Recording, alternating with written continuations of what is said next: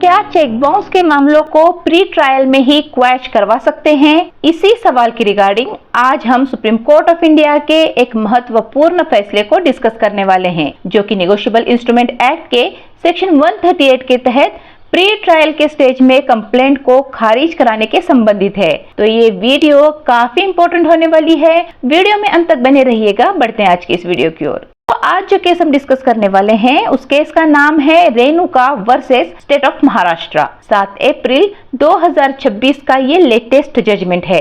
तो इस मामले में जो अपील करता है रेणुका, उनका अपने पति के साथ विवाद था, जिसके निपटारे के लिए 50 करोड़ का समझौता हुआ था। इस समझौते के तहत दूसरे प्रतिवादी ने, जो कि एक मीडिएटर था, उन्होंने रेणुका जी को 50 करोड़ का चेक जारी किया।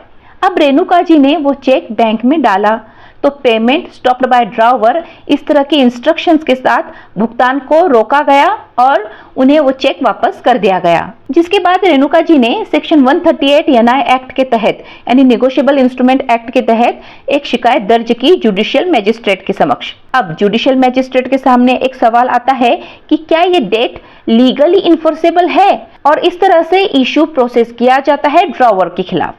जब ये मामला सेशन कोर्ट पहुंच जाता है तो सेशन कोर्ट सेट असाइड कर देता है इस ऑर्डर को, holding that the cheque was not issued for a legally enforceable debt, यानी जो चेक जारी होने के समय कोई कानूनी रूप से लागू करने योग्य कोई ऋण वहां पे नहीं था।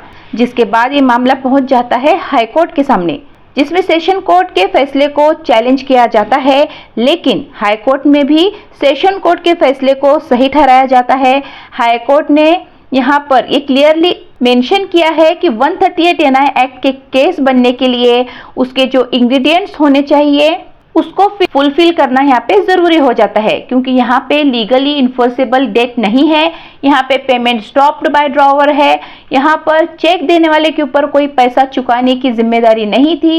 ये कहते हुए हाई कोर्ट ने भी इस मामले को सेट असाइड कर दिया और ये प्रॉम्प्टिंग भी की कि आप सुप्रीम कोर्ट को अप्रोच करें। तो जब ये मामला सुप्रीम कोर्ट ऑफ इंडिया के सामने पहुंच जाता है तब सुप्रीम कोर्ट ऑफ इंडिया के सामने यही सवाल खड़ा होता है कि क्या चेक बाउंस के मामले को प्री ट्रायल में क्वैश किया जा सकता है। कोर्ट का ये कहना था कि अगर 138 एनआई एक्ट की जो बुनियादी शर्तें हैं, जो बेसिक इंग्रेडिएंट्स हैं, जो कि वो पूरी होनी चाहिए, अगर वो होती है तो यहाँ पे स्टैट्यूटरी प्रिजम्पशन लागू होगा। तो कौन सी है ये 5 बुनियादी शर्तें, चलिए जानते हैं। तो पहला है लीगली इन्फोर्सेबल डेट, यानी आपको पैसा चुकाना है। दूसरा है valid presentation of the cheque, cheque को टाइम पे प्रेजेंट किया जाना चाहिए। तीसरा dishonour by bank, cheque bank के द्वारा डिसऑनर होना चाहिए। चौथा स्टैट्यूटरी डिमांड नोटिस, नोटिस को भेजा जाना चाहिए। पांचवा फेलियर टू पे मनी, नोटिस भेजने के बाद भी पैसों का पे नहीं करना। अगर ये 5 पॉइंट्स आपके केस में एप्लीकेबल हैं तो आपका केस प्री ट्रायल में खारिज नहीं होगा। अगर ये शर्तें पूरी होती हैं तो सेक्शन 139 के तहत स्टैट्यूटरी प्रिजम्पशन लागू होता है कि चेक किसी कानूनी ऋण के लिए जारी किया गया था।